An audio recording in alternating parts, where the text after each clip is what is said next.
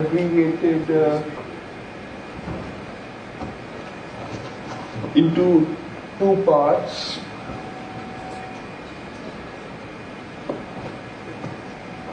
Is it better?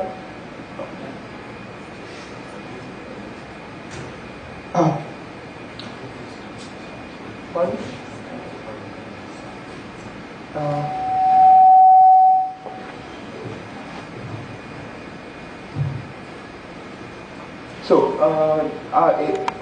There are two parts of the presentation, and in the first part I'll try to cover the basics of multiphoton imaging, of much of which you are already aware of from Professor Marlick's lecture on XCTM and Professor Lim's lecture on cars. So some of the common aspects I'll skip through quickly. So some of the fundamental questions of why multiphoton microscopy over a single photon, which answered quite well in previous talks. A couple of references of which I am aware of this paper and the first book, which is Handbook of Functotal Microscopy, a very good introduction to the topic. So the first part of the talk, why multiphoton microscopy and what is the absolute use or motivation behind it. And the primary purpose is to study biological systems, not just static analysis, but to study them dynamically, which imposes a lot of requirements on the rate of imaging, the depth of imaging, and the spatial and temporal measure of the images that we are interested in. I think this one works. So here we see some two-photon, three-photon images of biological samples, which look beautiful. And so as we are all aware by now, the main challenge in imaging cells is that they look transparent in visible range, almost transparent, and it's mainly water. And if you remember the absorption windows, there is a gap in near IR, which allows us to do more efficient imaging in that wavelength region. So that being the first constraint, the second constraint is imposed by the spatial and temporal measure of imaging. The cell sizes, not just cell, but in general biological material sizes, samples you want to image would necessitate imaging of about 100 micron cubes with submicron resolution, and it has to be dynamic enough so that you are imaging with speed much faster than the timescales over which the system evolves, which can be minutes to hours to months. And we just said spatial size. This is one of the beautiful plans to be imaged.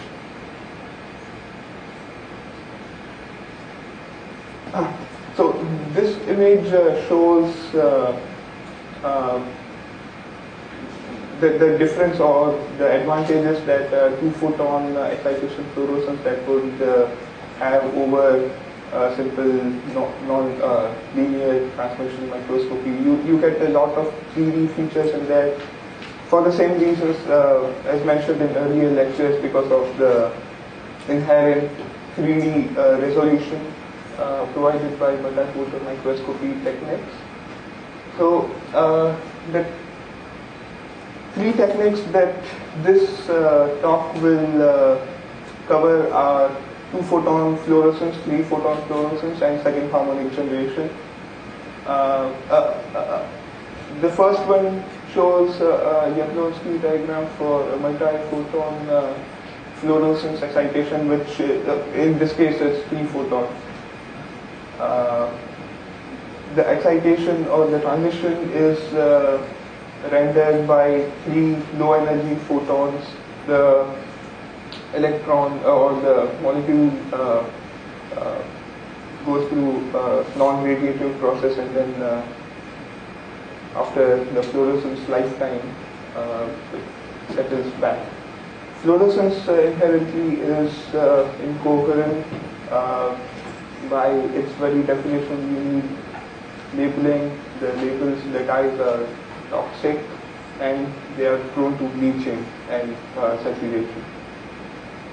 Third harmonic generation is the frequency multiplication and hence and thereby a nonlinear effect in a chi-3 in a material with chi-3 properties. I'll come to what chi-3 is.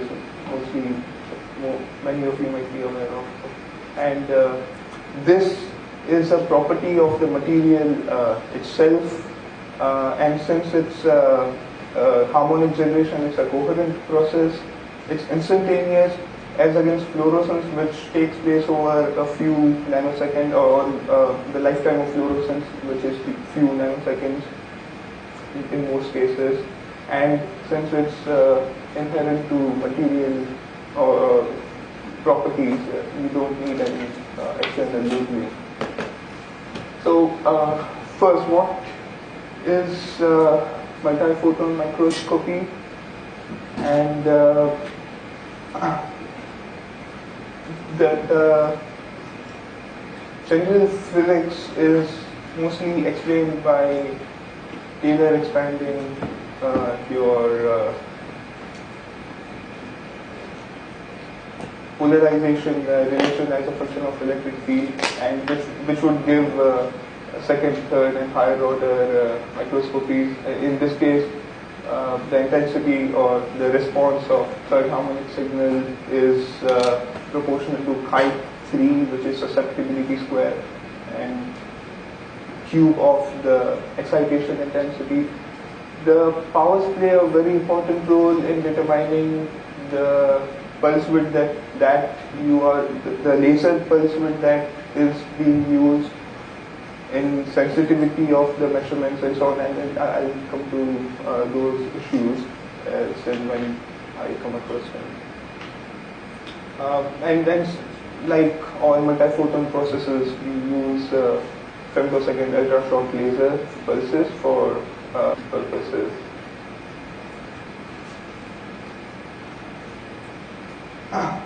So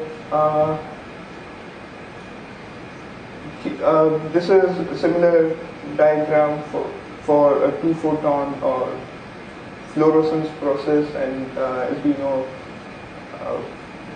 the excitation is in near IR to IR range, which is advantageous given the low absorption of in biological material, and hence no thermal heating effects in the samples to be studied, and hence getting a bit less invasive to the systems that we are studying.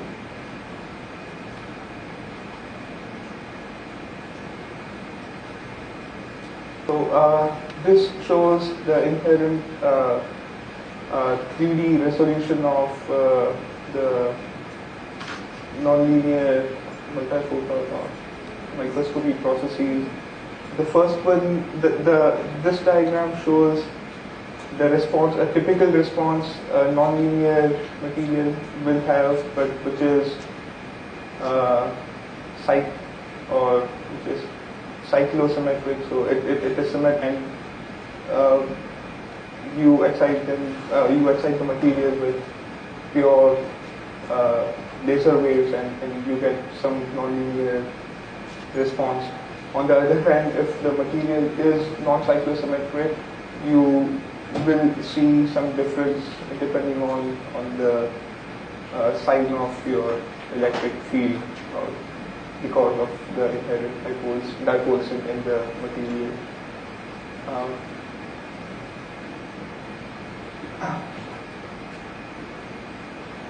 This being, as I was aware of it, the interaction is confined to the focal volume, so we don't need any pinhole like in the FCPM to get higher 3D resolution. This image, again, you've already seen it multiple times.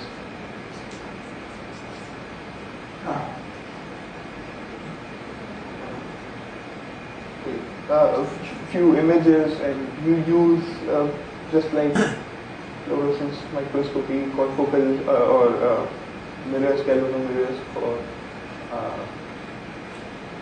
to make the process dynamic, to study dynamic systems.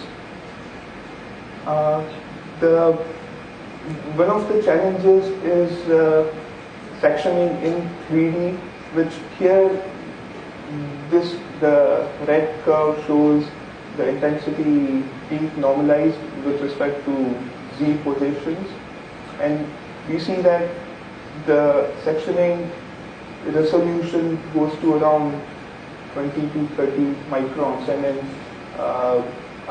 I'll address in the next part of the talk how this issue can be addressed.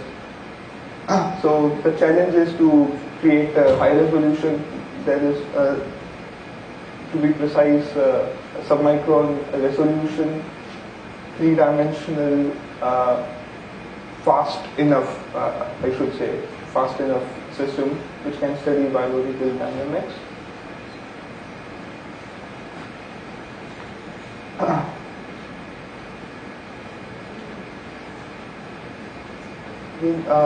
These are summarizing the points that I mentioned that we have been discussing since earlier.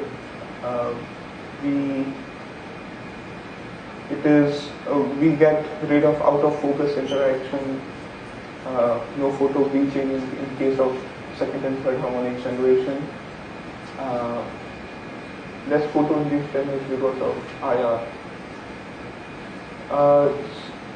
After a brief reintroduction to multiphoton microscopy, let's go to some of the fundamental aspects and what parameters and then what are the more important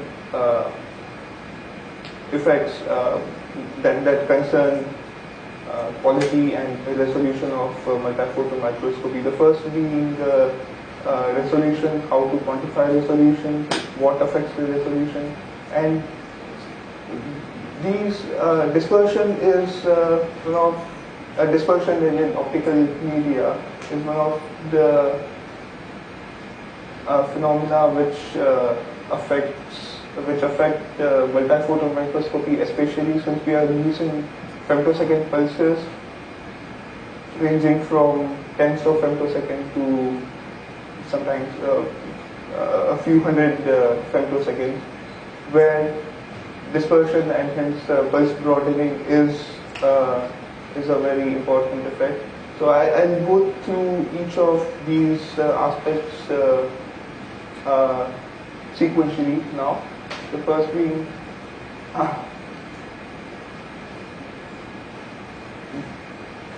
why we use femtosecond pulses, and as I said, in case of multiphoton microscopy, the response is proportional to square or cube of intensity, depending on the order of microscopy that you are performing. And using a continuous wave laser would inject a lot of power in the sample, and to get an equivalent nonlinear effect, you will have to use a lot of power which would cause sample breakdown. Instead, pulse laser compresses power to a very short pulse, gives peak powers as high as megawatts per centimeter square, peak intensity as high as those values, and while being moderate in average power of few hundred milliwatts or few tens of milliwatts, which hence allows efficient nonlinear processes without causing any serious sample damage.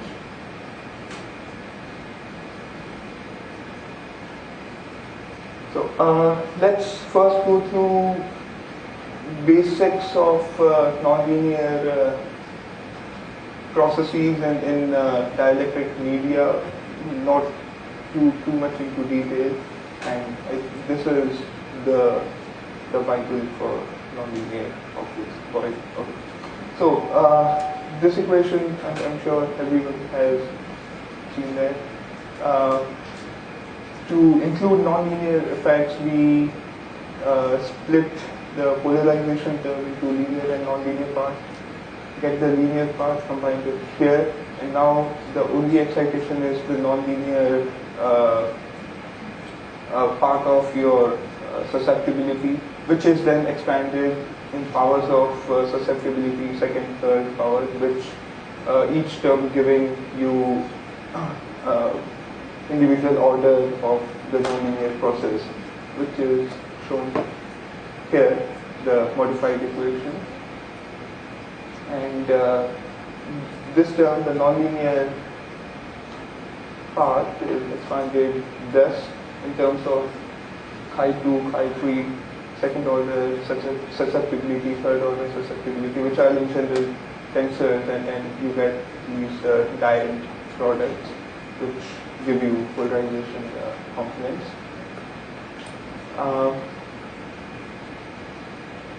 And each term is responsible for certain kinds. So for example, if a material is non-cyclosymmetric, you will have non-zero high 2, and you will have second harmonic processes, or you will have second harmonic effects in the material. This again shows the kind of response you get, which was shown in one of the earlier slides, that the response intensity of your the response signal is proportional to relevant or corresponding power of the excitation intensity.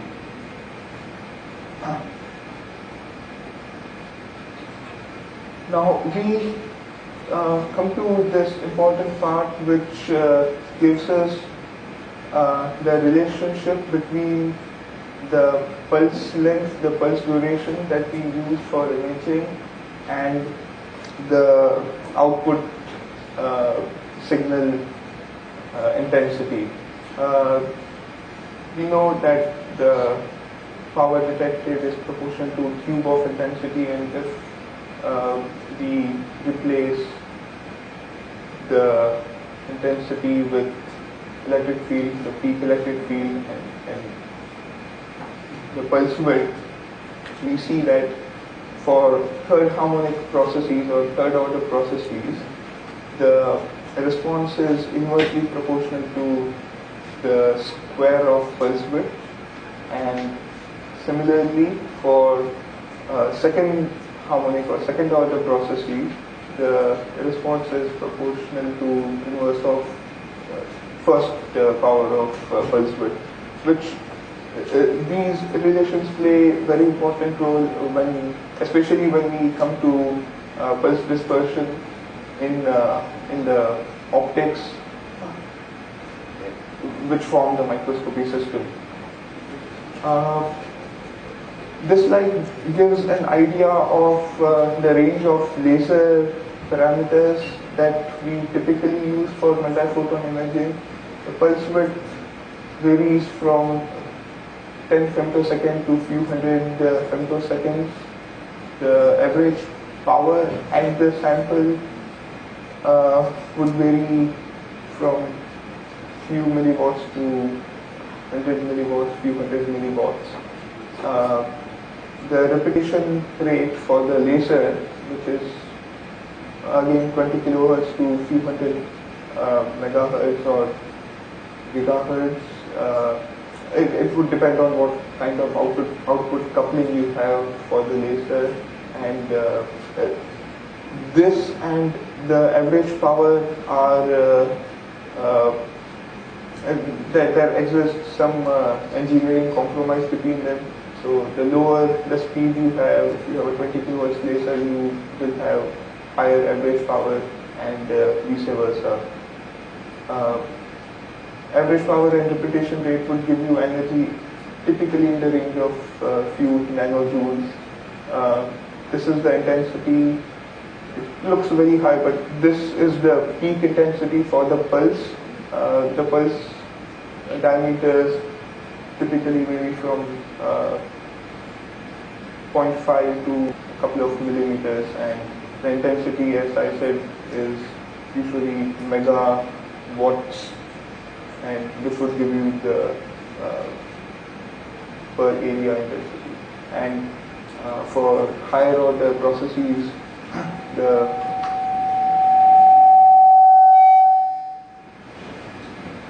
lasers that you use are in near IR from 700 to 12-1300 nanometers.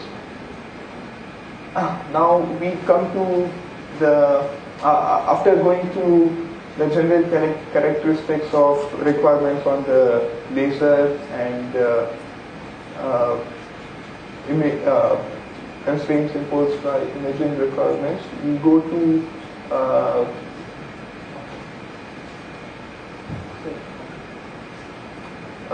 what the resolution is, how is it quantified and determined for multiphoton. And this, like in all of optics, whether it's imaging stars with a telescope or cells with microscope, the most common way of quantifying resolution is given by Rayleigh in your XY resolution. We won't go into the full in-depth analysis of resolution. Here, the most important parameter being the numerical aperture, which I'm sure everyone is aware of by now.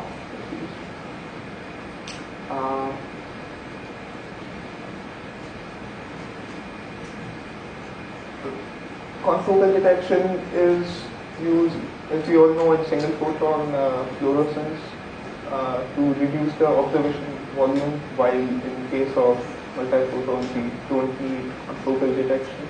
Okay, so the Rayleigh criterion, which basically says that if you have an airy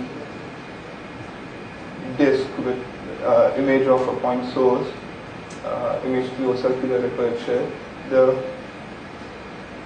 the first minima, so the 2 point sources should not be closer than the distance determined by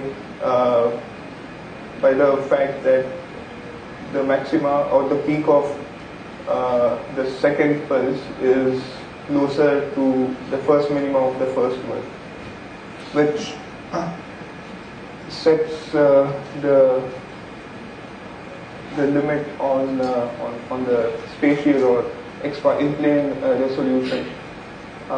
Intensity in XY plane is given by the airy vessel over R square, which is a Fourier transform of circular disk. And the first zero of this function would determine your XY resolution. This is while nu is just a dimensionless parameter, in xy proportional to radial distance. While in the z or in the axial case, the intensity is given by sinc function, which is a Fourier transform of finite depth along z as a function of, again, a parameter or dimensionless parameter proportional to z. These two plots show the Airy function and the sinc function, which look similar, but they have different zeros, which turn out to be about 1.225 for the Airy and this for the sinc. The thing to be elicited from the relations is to remember that your radial resolution is inversely proportional to numerical aperture, while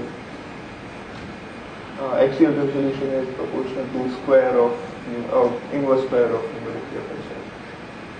In reality, the actual resolution is smaller in magnitude, so resolution is higher if you do the full diffraction theory analysis, but the values given by the Rayleigh full width half maximum are generally taken to be the benchmark. In case of nonlinear interaction, the resolution is again determined by not just your intensity pulse, but since signal is proportional to higher order of intensity, so your Gaussian gets multiplied by your, or raised by the order of your nonlinear microscopy, which is n, and which essentially reduces the width of the Gaussian by. The point here is, now if you are if the single photon process occurs at 400 nanometer, for two-photon you go to 800 nanometer, so you multiply your wavelength by 2, but your Gaussian width decreases by √2, so essentially you are increasing the interaction volume by √n, n being the order of your microscopy. So this is what it says, that it's only partially compensated by the nonlinear interaction and not fully the increase in wavelength. The way noise affects resolution, so it's not only how tightly you can focus affects the resolution, but how many photons you have, just like in any optical measurement, whether it's telescopy or microscopy. So if we look at this with that famous Rayleigh diagram, Rayleigh pulses, two pulses with Poisson noise distribution, you see that more the photons, the more distinct the peaks are, and which makes sense because resolution is after all determined by your numerical aperture, which is a measure of how much light you acquire and not what your magnification is, because you will have seen these effects on your computer screen where the image can be magnified, but it just doesn't have enough information in it to give you to make any sense.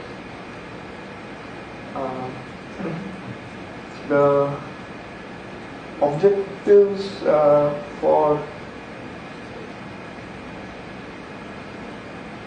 nonlinear microscopy, the most important parameters: magnification, numerical aperture, and your immersion medium, which most commonly is oil and water.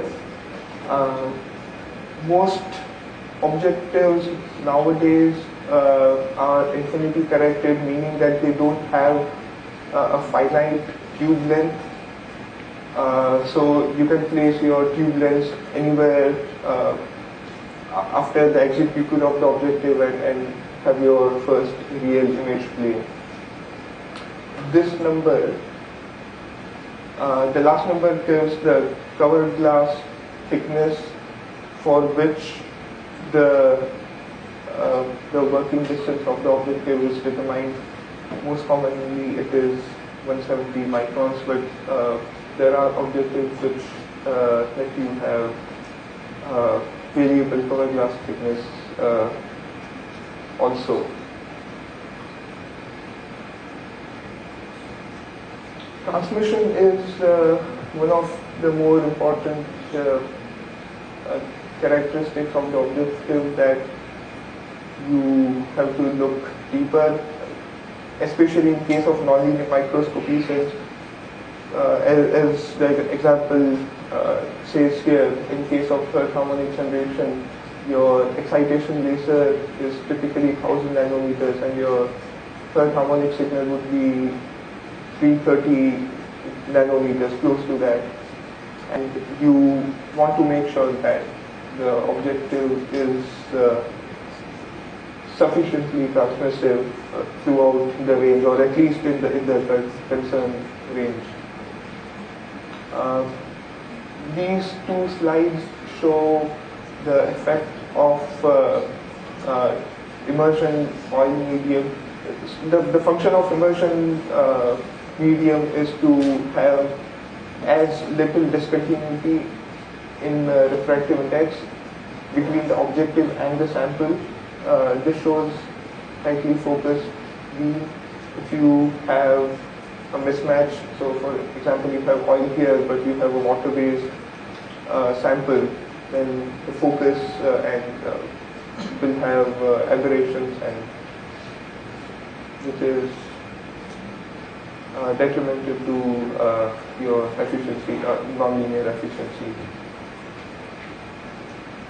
Now we come to dispersion in a microscope, or in the optical system surrounding the microscope, and how dispersion in the optics affects your nonlinear sensitivities.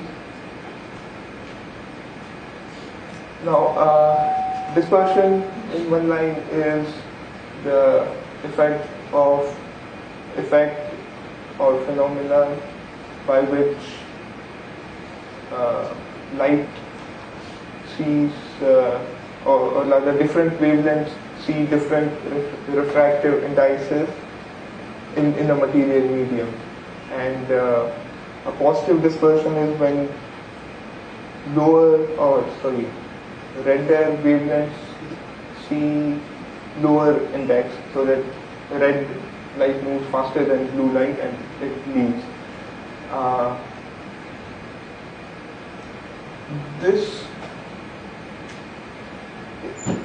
is a universal phenomena in all optical material, and the negative effect of it is that, and especially in the case of femtosecond pulses, dispersion will cause pulse broadening, and it will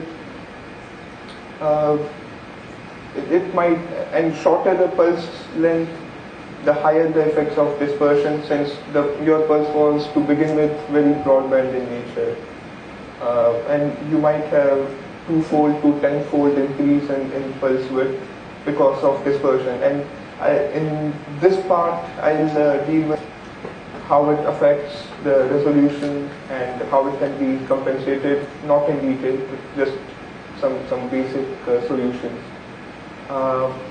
And this is where we use the fact of the third and or second and third harmonic processes being proportional to inverse square and cube of the pulse width respectively. Since if your pulse width gets doubled, your second order or third order process becomes 4 times or 8 times weaker. So the very fact which gave you, which provided you with a large leeway to work with, the higher order of intensity, which gave you strong signal, which could potentially works against in view of dispersive media in microscope. Typically, a femtosecond pulse, you have a flat phase in time frequency, and dispersion in positive dispersion, and mostly we use glass in lenses, etc., which cause positive dispersion in the pulses. The red part leads since it sees the lower index, so your higher frequencies are all pushed backwards, effectively broadening your pulse. So these are just some optics that you have in objective or before you get your laser into the microscope. So this is what you have, some phase modulation, I would say, because of dispersion. The easiest and the most common way of putting the pulse back together is to use what is called a prism compressor, which in its most basic form comprises of 4 prisms, 4 identical prisms, and as the pulse enters, and these are Brewster cut prisms, so you don't have any back reflections, and you make sure that the polarization is S or P for, or S. Here you see that after being spatially dispersed from the prisms, the higher wavelength and the lower wavelength part of the pulse have different path lengths. The redder part travels more through the glass, while the bluer part travels more through the air, and there is a very fine balance there. If you tune this properly, you can make sure that the net path length that the redder part of the pulse sees is more than the shorter wavelength part, which would then compensate for the original leading of the lower wavelengths, the redder part. It consists of 4 prisms, but typically you see that it's mirror symmetric over here. So you fold it. You can economically do it with 2 prisms. You can also use 1 prism also, but for that I refer you to a paper by Professor Squier. So the important aspects here are the distance between the prism, knowledge of how much dispersion you have in your other optical, in the rest of the optical system, and what material you choose for the prism itself, because the deflection that you will see will be different for silica, or there are different material with broad range of second and third order susceptibility or dispersion. So this sequence of frames show that we can put the pulse back together. The way we calculate pulse broadening is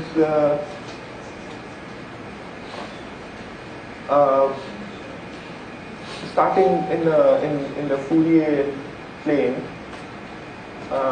with a cumulative spectral phase term, which is expanded with Taylor expansion with central frequency omega naught of the pulse. And in this Taylor expansion, we normally don't go higher than third or sometimes fourth order dispersive term. The first two are basically the group velocity of your pulse. The second order, which is this, is second order dispersion, and then so on and so forth. So this is your this term is inverse of group velocity. This is group velocity dispersion. I don't know what GDD stands for. I know it as GVD, which is group velocity dispersion. It could be something. Which is second order. And these are respective terms for third and fourth order dispersion from the Taylor expansion.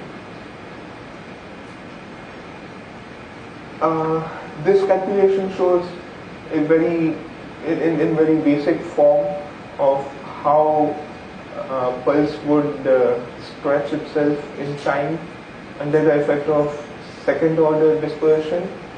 If you get that, you eventually get a Gaussian pulse with tau, your original pulse width replaced by a new pulse width, which has your second order dispersive term phi 2, which is d to phi by d2 d omega 2.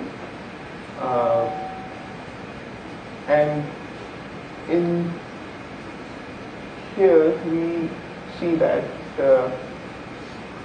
the even orders of dispersion would cause symmetrical broadening, since it is symmetrical with respect to the central frequency, and the odd order would cause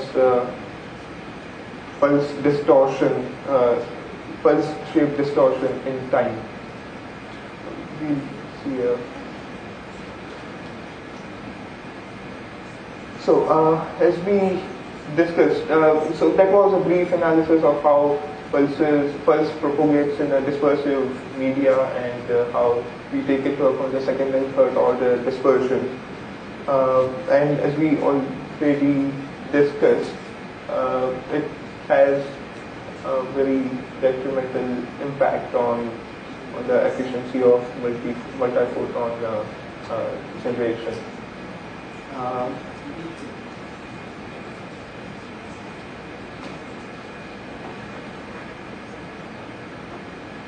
Is it a good time for break now?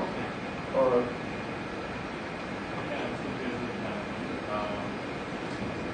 okay, are there any questions for others related to this portion of the lecture?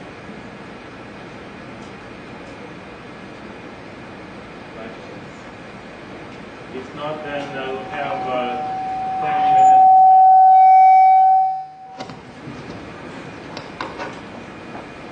And we'll resume in 10 minutes.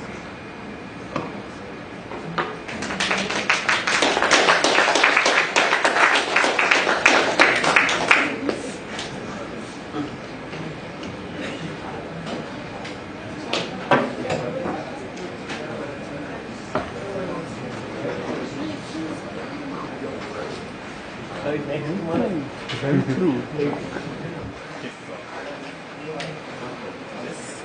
That's what you need.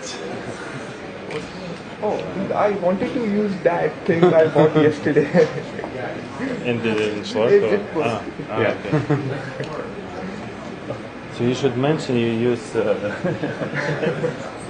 let's try, let's test. Oh,